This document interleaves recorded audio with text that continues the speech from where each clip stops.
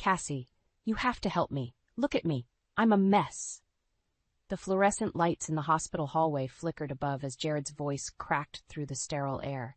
His disheveled appearance should have tugged at my heartstrings, but right now there was only one feeling: anger. Help you? Why should I help the man who broke his promises and our family? You said you'd be there for us, Jared. Guess we both know how that turned out. This is your mess to clean up. I crossed my arms, glaring at him as he lay in the hospital bed, a jumble of wires and machines attached to him. Jared's eyes widened in desperation. Cassie, please. I know I've messed up. You think? I cut him off sharply. Every word he spoke felt like a knife twisting deeper into an open wound. My voice lowered, but the anger remained. You were never there. Always too busy, too distracted. Can you even name the last time we had dinner as a family? He averted his eyes, unable to meet my gaze. That was all the answer I needed. I stormed out of the room, leaving Jared behind. Outside, I took a deep breath, trying to calm my racing heart. But the memories of his neglect were too vivid. Back home, I found solace in routine. Our 6-year-old daughter, Ellie, ran to greet me, her tiny arms wrapping around my legs. Mom, you're home. Yes, sweetheart, I replied, lifting her into my arms and kissing her cheek. Scout, our faithful golden retriever, wagged his tail furiously, sensing the tension but offering silent support. How was your day? Good. Sarah took me to the park and we played with Scout. Can we do it again tomorrow?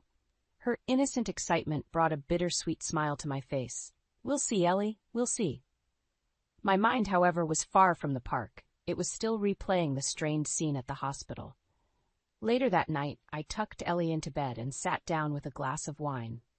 The house felt eerily empty without Jared's presence, but it had been like this for years. His career at the tech startup had consumed every part of him, leaving us with barely fragments of his time. The ringing phone interrupted my thoughts. Sarah's familiar voice greeted me on the other end. Hey, Cassie, how are you holding up? Not great, Sarah. You know, the usual. He's in the hospital now. What happened? She asked, concern etched in every word. Car accident, but it's not just that, it's everything. Years of neglect, empty promises. I'm done, Sarah. Cassie, she said gently, I know it's hard, but maybe this is a wake-up call for him? Wake-up call, I scoffed. He's had plenty of those. This is just another empty plea for sympathy. We chatted for a few more minutes before I hung up. Sarah had always been my rock, the one constant in my tumultuous life with Jared. But even she couldn't erase the pain that had been accumulating for years. I lay in bed, staring at the ceiling, my mind replaying Jared's pleading eyes. He had made his choices, and now it was time for me to make mine. The sleep that followed was anything but restful.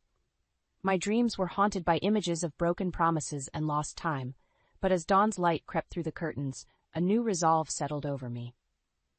This was my life, my chance to reclaim what had been lost to Jared's indifference. I got out of bed with a sense of purpose. Today I would start to pick up the pieces, build something new, something better, for Ellie and for myself. With Scout by my side and Ellie's laughter as my guiding light, I knew I had the strength to face whatever lies ahead. I woke up with an unfamiliar determination. Today wasn't just another day surviving Jared's neglect. Today was different. Ellie sat at the breakfast table, her chubby fingers pushing scrambled eggs around her plate. Can Sarah take me to the park again? She asked, lifting her big, hopeful eyes to mine. Before I could reply, the phone rang. It was Sarah. Morning, Cassie. How are you feeling today? Her voice was warm, but there was an underlying tension I couldn't quite place. I'm fine, Sarah. Just trying to hold things together for Ellie, I said, watching my daughter smile with contentment over her breakfast, oblivious to the storm raging in my mind. Want to get some coffee later? I'll take Ellie with me to the park so you can have a breather, she suggested. Part of me wanted to say no. I didn't want to dump my problems on her again, but right now I desperately needed the support. Sure, that sounds good. Later at the cafe, the smell of freshly brewed coffee provided a brief respite from my chaotic thoughts. I can't keep doing this, Sarah, I blurted out as soon as we sat down. Jared's made it clear where his priorities lie, and it's not with us. I absently stirred my coffee, the spoon clinking against the porcelain cup. Sarah nodded, her eyes soft with understanding. I know it's hard, Cassie, but maybe things can change. Maybe this accident is what he needed to snap out of it. Sarah, he's had more chances than anyone deserves. I've sacrificed enough for his career, his dreams. What about mine? My voice cracked, the weight of my sacrifice finally surfacing. Sarah reached over, squeezing my hand. I get it. I really do.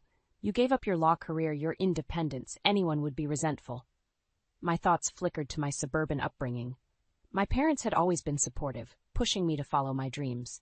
When I met Jared in college, he was full of ambition, and I was drawn to his drive. But somewhere along the way, I'd lost myself in his shadow. I used to be so independent, so sure of myself, I said quietly. Now I'm just Jared's wife, Ellie's mom. I miss who I was. Sarah's eyes were sympathetic. It's not too late to find her again. You're stronger than you think, Cassie. As we walked back home, I watched Sarah with Ellie. They were laughing together, Scout happily trotting alongside. They looked so carefree, a stark contrast to the turmoil inside me. Was it possible that Sarah knew more about Jared's actions than she let on? When we arrived home, I excused myself, saying I needed a moment to think. Alone in the quiet of my bedroom, I felt the familiar sense of bitterness gnawing at my heart.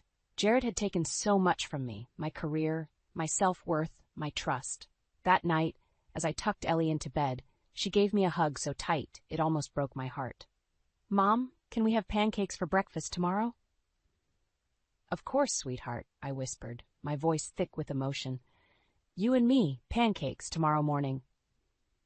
As I lay in bed, listening to the soft hum of the house, a new resolve settled over me. No more waiting for Jared to change. No more clinging to a life that no longer existed. It was time to reclaim my future, to rebuild my life from the ground up. With Sarah pushing me along and Ellie's laughter guiding me, I could see a new path forming. It wouldn't be easy, but nothing worth fighting for ever was, and this was my battle to win. Ellie was bouncing with excitement, tugging at my hand. Mom, are we still going to the zoo today? You promised. I forced a smile. Of course, sweetheart. Just let me call your dad and confirm. But deep down, I had a sinking feeling. Dialing Jared's number, I felt the usual knot tighten in my stomach. He picked up after the fourth ring, sounding distracted. Cassie, what's up? I'm in a meeting. Jared, we're supposed to go to the zoo today. Ellie's been looking forward to it all week. There was a pause, and then the dreaded words came. I can't make it. There's an emergency at work. I'm really sorry. I felt the anger boiling inside me. You promised, Jared, again. I know. But I really can't help it this time. We'll go another day, I swear. I hung up without another word. Ellie's face fell when she saw my expression. Is Daddy not coming? I knelt down to her level, trying to keep my voice steady. No, honey. Daddy has to work. But don't worry, we'll have a great time, just you and me. We ended up having a fun day at the zoo, but Jared's absence was a dark cloud over the outing. When we got home, I noticed something unusual. Jared's car was in the driveway. Confused and a bit suspicious, I walked into the house. Jared was on the couch with his laptop, typing away. You're home? I asked, trying to keep my voice steady. Yeah, the meeting got moved online, he said without looking up. How was the zoo? It was fine, I replied, but I felt a pang of frustration. He could have come with us. That night, as I was getting ready for bed, the doubts started creeping in. Jared's late nights, the constant meetings, the lingering scent of unfamiliar perfume on his clothes. I couldn't shake the feeling that something was off. I called Sarah, needing to talk things out. Sarah, I think Jared is hiding something from me. He's been so distant, and it's not just about work. You're overthinking it, Cassie, she replied casually. He's busy with the startup, but if you really think something's up, maybe you should talk to him. It feels like there's more to it. Maybe I'm being paranoid, but I need to know the truth. Sarah hesitated. Look, I know you've been through a lot, but maybe he's just overwhelmed. Give him a chance to explain. Maybe you're right, I said, though I wasn't convinced. Thanks, Sarah. I'll talk to him. But the conversation only deepened my resolve. I needed answers. The next day, while Jared was at work, I decided to take a closer look at his things. In the closet, there it was, a small, expensive perfume bottle, definitely not mine. When Jared got home, I confronted him. Jared, what's this? I held up the perfume bottle. He looked taken aback. It's a client gift. There's nothing to worry about. But his hesitation spoke volumes. A client gift? Really, Jared? Why was it hidden in your suitcase? Cassie, it's not what you think. You're blowing this out of proportion, he said defensively. I don't believe you, I replied, my voice icy. We're not done with this conversation. As the days passed, my suspicions only grew. I decided to take matters into my own hands and hired a private investigator. I needed the truth, and I wasn't going to let Jared's lies hold me back any longer. When the investigator called with initial findings, I felt a mix of dread and anticipation. Jared's been meeting with a woman at odd hours, he said. My heart sank, but I thanked him and hung up. Jared's facade was starting to crumble, and I was determined to uncover every piece. This was only the beginning. I stared at the investigator's email, my hands trembling. Jared was definitely meeting a woman at odd hours. The investigator had sent pictures, grainy but clear enough. In every photo, they were too close, too comfortable for it to be purely professional. When Jared got home that evening, I couldn't mask my anger. We need to talk, I said, trying to keep my voice calm. What's wrong now? He asked, sounding more irritated than concerned. I took a deep breath and held out the printouts of the photos. Who is she, Jared? I deserve the truth. He glanced at the photos and then back at me, his face paling. Cassie, it's not what it looks like. Stop lying to me, I shouted, the hurt and betrayal boiling over. This isn't something I can just overlook. You've been meeting her, lying to my face, making me think I was paranoid. Okay, he said, raising his hands defensively. Her name is Melissa. She's a business associate. Yes, we've met a few times outside of work, but it's nothing serious. Nothing serious, I repeated, my voice trembling. Then why lie about it? Why hide it from me? Jared sighed. Because I knew you'd react like this. You're always doubting me, always thinking the worst. His words stung. I wanted to throw the photos at him, but opted to take a step back instead. If there's nothing serious, I want you to cut all ties with her. Now. He hesitated for a moment too long. Cassie, I can't just cut off business relationships like that. This is my job, my career.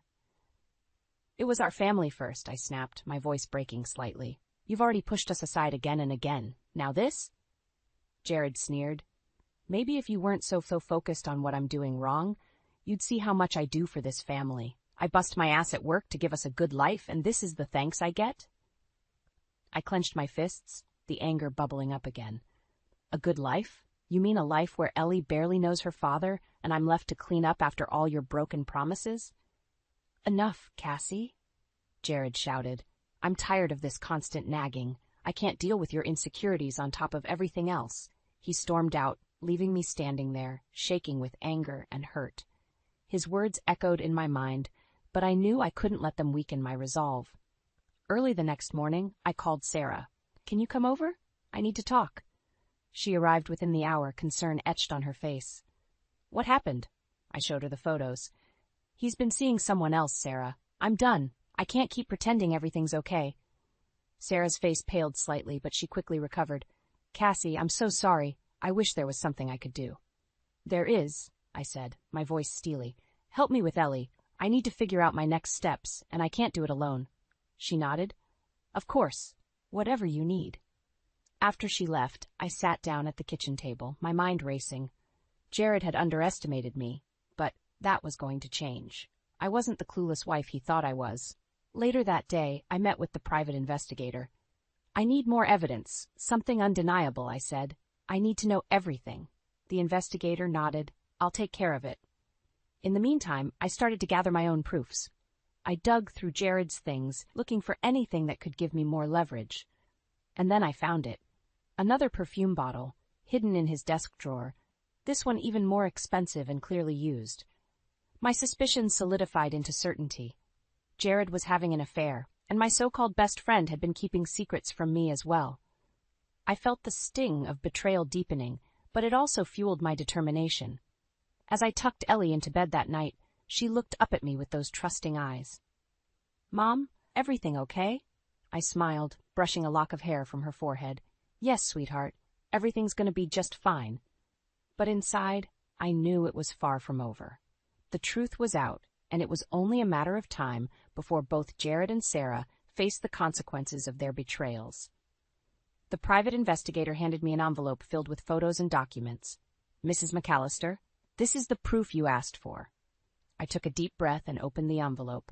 The contents confirmed my worst fears. Jared's affair wasn't just a fling, it had been ongoing for months. And the woman? Sarah. My hands trembled as I flipped through the photos. Jared and Sarah, laughing at a restaurant, holding hands at the park, even checking into a hotel together.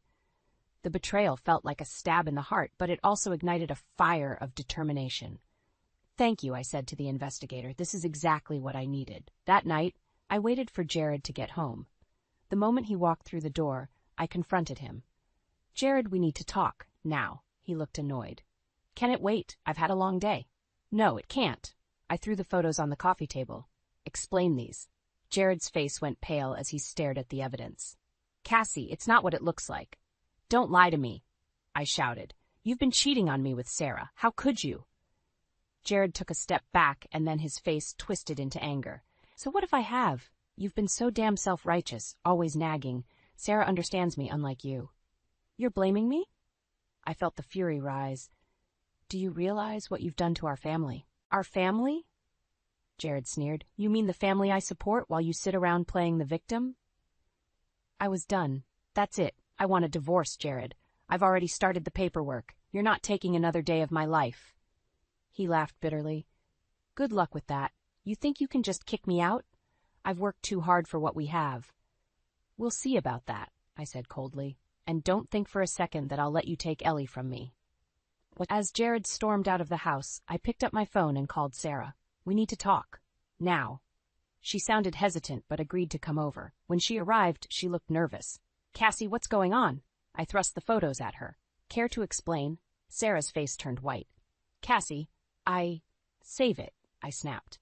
"How could you do this to me? You were my best friend." "Cassie, I didn't mean for this to happen," she pleaded. "I was lonely, and Jared, he was there. Spare me the excuses," I said, my voice trembling with anger. "You betrayed me, and I won't forget that." "I'm sorry," she said weakly. "I really am. Sorry's not good enough, Sarah. I've already filed for divorce, and Jared will be out of here soon. But you're dead to me." With that, I slammed the door in her face, tears streaming down my cheeks. The emotional weight was almost too much, but I knew I had to stay strong for Ellie. The next few days were a blur of legal meetings and painful conversations. I confided in my parents, who were beyond supportive.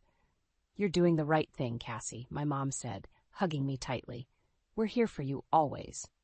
I met with my lawyer, laying out the evidence of Jared's infidelity. "I want full custody of Ellie," I insisted. "He doesn't deserve to be in her life." "We'll fight for that," the lawyer assured me. "And with the evidence you have, you stand a strong chance." As the days turned into weeks, I began to set the pieces of my new life in order. I enrolled in online courses to get back into law, something I'd put on hold for Jared. With my parents' help, I managed to create a stable, loving environment for Ellie. Jared moved out after the hearing, his arrogance finally tempered by the reality of his situation. Sarah, ostracized by our mutual friends, faded into the background of my life, a painful chapter I was determined to close. One evening, as I watched Ellie play in the garden, I felt a sense of peace. I'd faced betrayal and heartbreak, but I'd emerged stronger. This wasn't the end, it was a new beginning. The day of the confrontation arrived. I arranged a gathering at our house, inviting Jared and Sarah over under the pretense of discussing logistical arrangements following the divorce. It was perfect. They would least expect it there. Jared arrived first, looking annoyed. "What's this about, Cassie?" "Just wait," I replied curtly. Moments later, Sarah walked in. The air instantly grew thicker with tension. "What's going on?" Sarah asked, her voice wavering slightly. I took a deep breath, holding back my seething anger. "We're going to settle this once and for all." I pulled out the photos and documents, spreading them out on the table. "Here's your explanation. Both of you, my husband, my so-called best friend, cheating behind my back." Jared looked stunned, but quickly masked it with indignation. "This is ridiculous." "Is it?" I snapped. "All these meetings, late nights, the perfume. You underestimated me, Jared." Sarah, on the other hand, looked defeated. She avoided my eyes, her hands trembling. "Cassie, I'm so sorry." "Sorry?" I echoed, my voice dripping with contempt. "Sorry doesn't cut it. You betrayed me in the worst way possible." Jared scoffed. "So what's your plan here? Embarrass us so you can feel better?" "No." I said calmly, almost too calmly. "I'm here to make sure there's no denying what you've done, for the record, for the court, and for our daughter." Jared's face turned crimson with rage. You think you can use this against me? I'll fight you in court. You'll regret this, Cassie. I held my ground. I've already filed for divorce and secured a lawyer. You won't take Ellie from me, ever. Sarah's eyes finally met mine, filled with guilt. Cassie, please. I never wanted this. It just happened. Things like this don't just happen, Sarah. You made a choice. I turned to Jared, my voice icy. Both of you did. Jared, realizing the gravity of the situation, tried a different tactic. Cassie, think about Ellie. Do you want her to grow up with parents who are at each other's throats? I want Ellie to grow up knowing her mother stood up for herself, rather than staying in a toxic marriage. I motioned to the door. Now get out, both of you. They stumbled to the door, the shock of my resolve evident on their faces. As they left, the emotional weight finally lifted from my shoulders. This was the first step toward reclaiming my life, and Ellie's. The following days were filled with legal procedures, but I remained unwavering. Jared tried to paint me as the unreasonable party, but with the evidence we had, his efforts fell flat. I won full custody of Ellie, and Jared was forced to move out, leaving me with the house.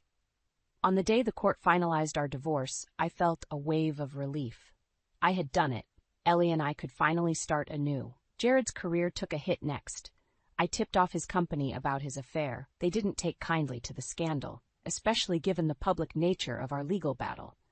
He was dismissed within the week. Sarah didn't escape unscathed either. Our mutual friends, now aware of her betrayal, distanced themselves, leaving her isolated. Her relationship with Jared crumbled under the strain, and both of them faced the fallout of their actions. One evening, as Ellie and I packed our things, preparing to move back to my hometown, she looked up at me and smiled. Mom, are we going on an adventure? Yes, sweetheart, I said, hugging her tightly. A new adventure for both of us. As we drove away from the past, a murmured conversation from Ellie in the back seat filled the car. I glanced at her through the rearview mirror, her face glowing with excitement about our future. It was a reminder of why I went through all the pain and struggle. For her.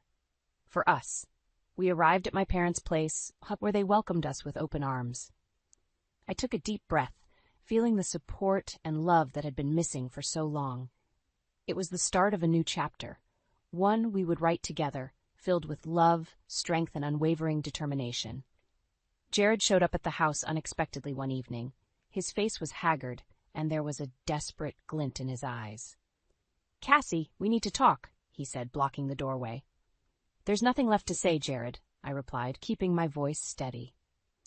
I glanced over my shoulder at Ellie, who was busy coloring at the kitchen table. I lost my job because of you, he spat, stepping closer. You had to get involved, didn't you? I didn't get you fired, Jared. Your actions did that. You put yourself in this mess. Don't you get it? He said, his voice rising. You're ruining everything. I've got nothing now. No job, no family.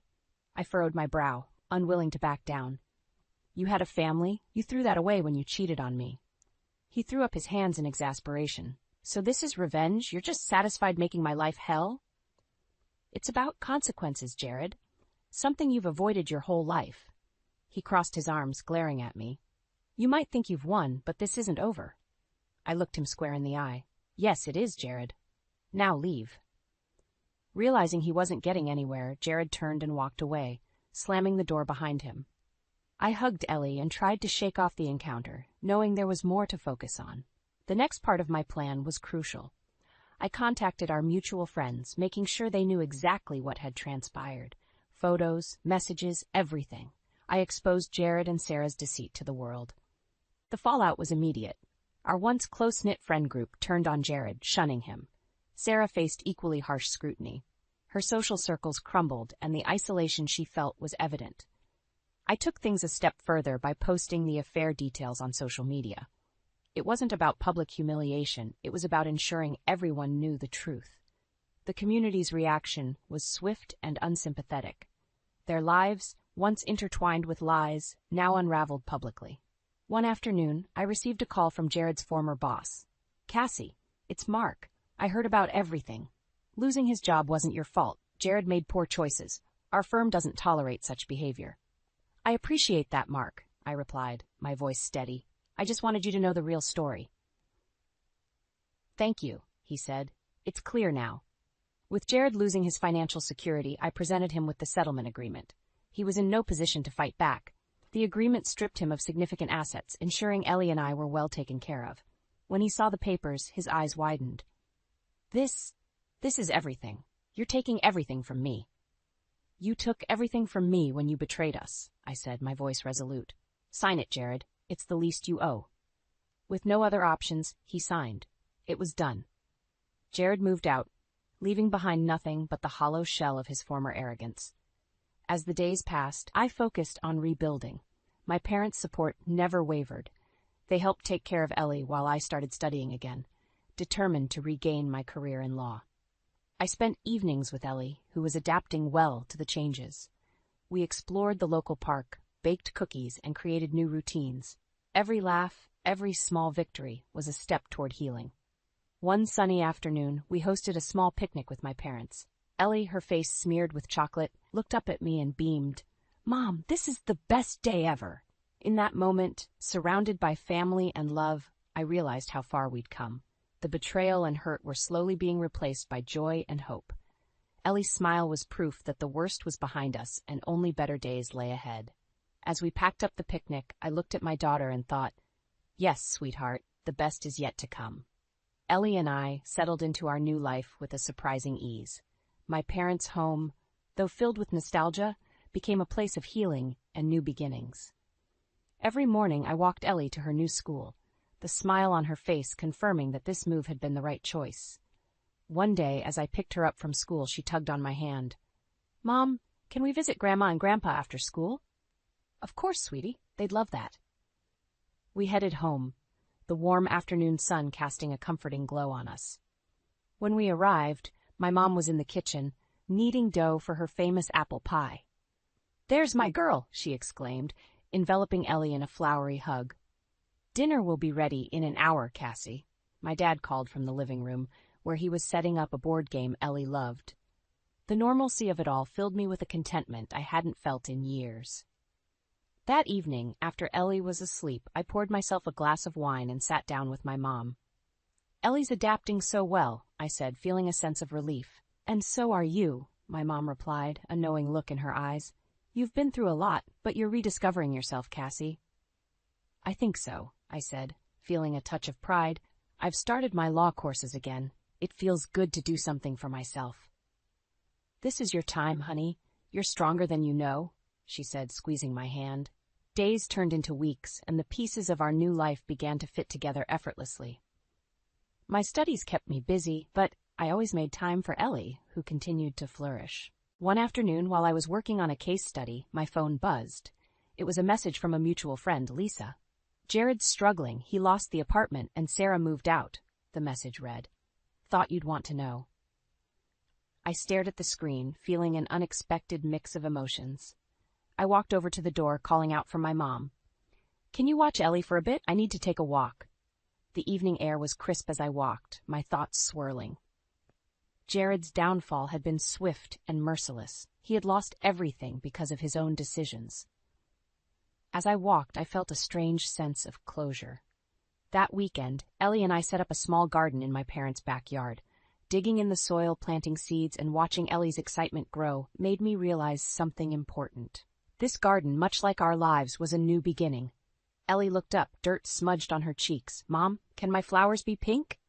Of course, sweetheart, I said, smiling. We can plant all the pink flowers you want. As the flowers bloomed, so did my confidence. I began volunteering at a local legal aid clinic, helping single mothers navigate the complexities of custody and divorce. It was fulfilling work, and I felt a deep connection to the women I was helping. One evening, I sat down with Ellie, who was drawing at the kitchen table. What you working on, Ellie? It's a picture of my new school, she said proudly. And here's you. And me, and Scout. Her innocence and joy were contagious. That's beautiful, Ellie, I said, kissing her forehead. You're so talented. As the months passed, our new life took shape. There were challenges, but also triumphs. My studies were progressing well, and I felt more at peace with each passing day. Jared's presence faded into the background. He reached out once, asking for a chance to see Ellie, but I refused. Not yet, I told him. You need to work on yourself first. One sunny afternoon, Ellie and I were at a local fair. She was riding the carousel, her laughter filling the air.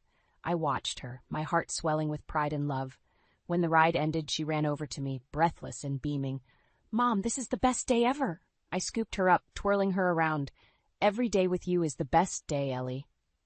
As we walked home, hand in hand, I knew our journey was far from over.